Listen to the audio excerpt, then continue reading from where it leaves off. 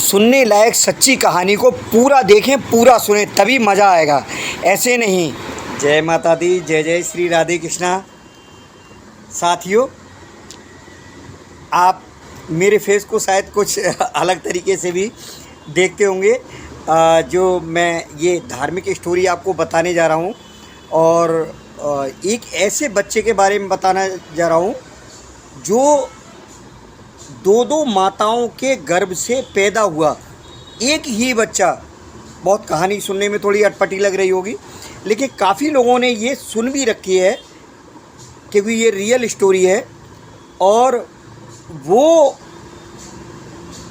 जो बच्चा है, दो कोकों से जन्म लेने का मतलब ये कि सिर से लेके पैर तलक बिल्कुल आधा आधा, हाफ हाफ, इस तरीके से जन्मा था। और जन्म लेने के बाद वो एक किस तरीके से महान पराक्रमी बना, और आगे उसका जब नाम लेंगे तो आप खुद समझ जाएंगे। आप में से मैं समझ रहा हूँ शायद 90% लोगों ने नाम सुना हुआ होगा, 10% लोगों ने ही नहीं सुना होगा, नहीं 90% लोगों ने नाम सुना हुआ होगा। अच्छा, दूसरा चीज़, मैं एक चीज़ अपने बारे में थोड़ा ये बताना चाहूँगा कि देखिए, मेरी धार्मिक प्रसंगों पे वीडियो बनाना एक रुचिकर रहता है और मेरी भावनाएं भी उसी तरीके से रहती हैं। लेकिन मेरे कुछ गाइस ने, मित्रों ने कुछ मनोरंजन के तौर पे कॉमेडी टाइप की वीडियो बनाने के लिए सजेस्ट किया था। तो उसके लिए एक अलग चैनल जो कि गांव शहर के मिक्सर ब्लॉग करके है, क्योंकि मैं गांव और शहर दोनों से ही बिलोंग करता हूं, तो उस तरीके से मुझे वो सुझाव पसंद आया और उस पर मेरी वीडियो, तो मेरा ये जो फेस है वो आपको वहाँ भी दिखाई देता होगा और यहाँ भी। पर्सन एक ही हूँ, लेकिन दो तरह की सोच के साथ में ये मैं प्रेजेंट करता हूँ। तो अभी चलिए, ये जो टॉपिक है हमारा कि दो गर्भ से किस तरीके से उस बच्चे ने जन्म लिया, स्टोरी में अभी आपको पता लग जाएगा कौन वो बच्चा है, क्या नहीं है। एक राजा, मैं उन राजा का भी नाम अभी लूँगा। उनकी दो राजकुमारियाँ होती हैं। उन्होंने राजकुमारियाँ नहीं, दो राजकुमारियों से विवाह किया था और वो दोनों राजकुमारियाँ कहाँ की थी? काशी की। काशी जो अपना उत्तर प्रदेश में ही पड़ता है।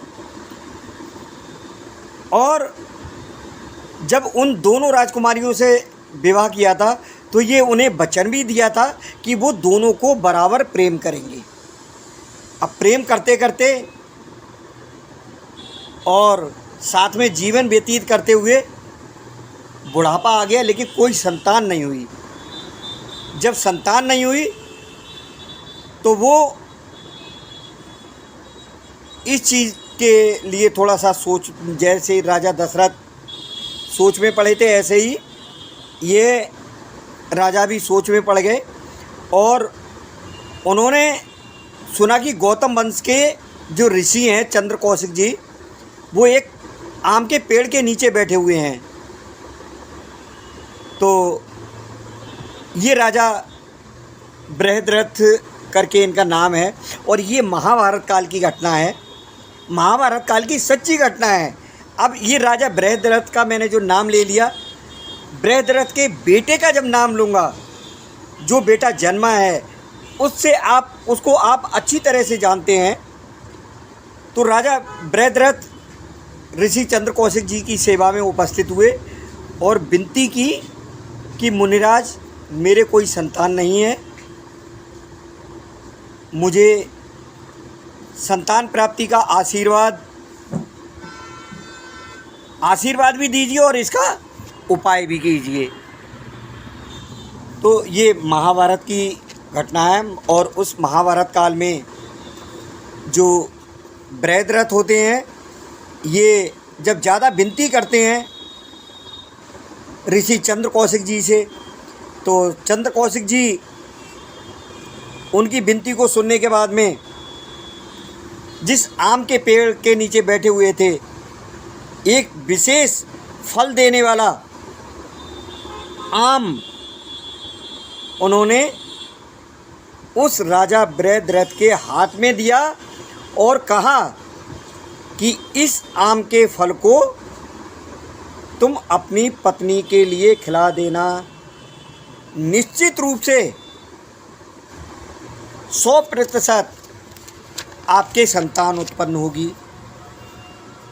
तो राजा क्या है, वो दोनों पत्नियों के जब ज़्यादा मतलब बराबर प्रेम करते थे, किसी को ज़्यादा या कम नहीं करते थे, और उन्होंने ये उनको आश्वासन भी दिया था कि दोनों को बराबर प्रेम करेंगे।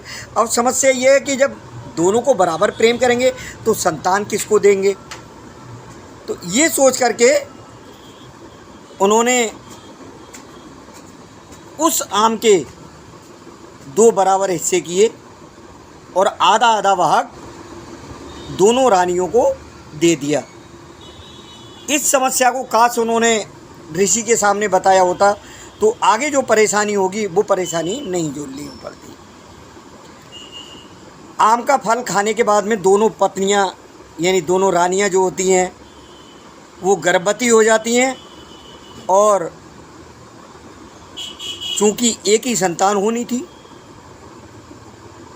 अब जब आधा आधा फल खिलाया है तो आधी आधी संतान होगी।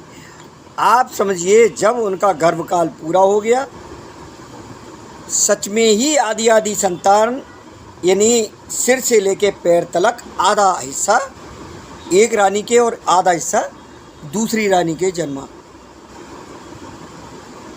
इस तरह की अजीब उत्पत्ति होने के बाद में, अजीब ऐसा जन्म लेने के बाद दोनों रानियां भय से काँप उठी और फिर वो दोनों टुकड़े फेंकवा दिए, जंगल में फेंकवा दिए। उसी जंगल में जरा नाम की एक राक्षसी वहाँ से गुजर रही थी।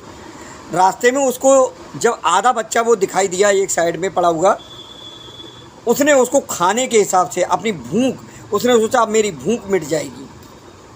राक्षसी थी वो और देख करके खुश हुई।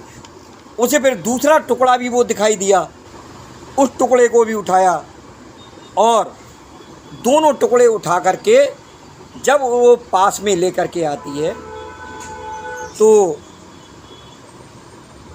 वो दोनों टुकड़े आपस में जुड़ जाते हैं, और जुड़ने के बाद जैसे जीवित बच्चा होता है वैसे एक ही बच्चा बन गया। लेकिन अब जुड़ते ही जो घटनाक्रम हुआ है आप चौंक जाएंगे। जुड़ते ही ऐसी गर्जना हुई कि वो जो राक्षसी जरा, जिसने अपने भोजन की व्यवस्था समझ के आधा भाग उठाया था, वो उस बच्चे को छोड़कर भाग गई। लेकिन उधर महलों में क्या होता है कि उन रानियों के दूध उतर आया। जैसे ही वो बच्चा मतलब दोनों टुकड़े आपस में जुड़े, बच्चा बना, और यही जो बच्चा है वही था पराक्रमी जरासंध कह सकते हो या दुष्ट जरासंध कह सकते हो, जो महान दुष्ट प्रवृत्ति का था, जिसने अनेकों राजाओं को अपने बंदी गृह में डाल रखा था। तो दूसरा, भगवान श्री कृष्ण को भी ये अनेक तरीके से सताने की कोशिश करता था। तो एक बार क्या होता है, वासुदेव कृष्ण, भगवान कृष्ण भीम और अर्जुन को साथ लेकर ब्राह्मण का वेश बना करके जरासंध के दरबार में पहुँचे। जब जरासंध ने तीनों ब्राह्मणों को कुछ भी मांगने के लिए कहा, वो उस समय नहीं समझ पाए कि ये कौन है, तो उन्होंने कुछ विश्राम करने के पश्चात कुछ ऐसा समय दे दिया कि इतने समय के बाद में ही हमारे साथ में ये ब्राह्मण देवता बात करते हैं, उससे पहले नहीं करते। कुल मिलाकर के उन्हें विश्राम कक्ष में भेज दिया गया और विश्राम कक्ष में जो समय था उस समय पर स्वयं जयद्रथ वहाँ गया और जयद्रथ नहीं, राजा जरासंध, जरासंध वहाँ पहुँचा और गया। दोबारा में जब गौर किया, ध्यान दिया, तो उनके जो भी तिलक वगैरह लगा हुआ था वो ब्राह्मणों से थोड़ा हटकर एक क्षत्रियों वाला तिलक था। उसको देख करके जरासंध थोड़ा सा संकोच करने लगा और बोला, आप ब्राह्मण के रूप में तो हैं, लेकिन आप ब्राह्मण ना होकर के कोई क्षत्रिय वगैरह हैं। जब जरासंध ने इस तरह से कहा तो वो बोले, ठीक है, हम ब्राह्मण नहीं हैं और तुमने हमें जो भी वादा किया है हम तुमसे नहीं, मतलब हम कुछ ऐसा मांगते हैं जो तुम्हें देना पड़ेगा। बोले, बताओ क्या मांगना है। फिर भगवान श्री कृष्ण कहते हैं कि तुम बहुत अत्याचारी हो, अधर्मी हो, अपने अत्याचार छोड़ो, अपने अधर्म को छोड़ो। तुमने जो अपने काल कोठरी में जो इतने समय से राजाओं को बंद कर रखा है, जिन्होंने ना सूरज देखा है, ना धूप देखी है, ना छाँव देखी है, और वो उस अंधेरे में जो कैद कर रखे हैं उनको छोड़ दो।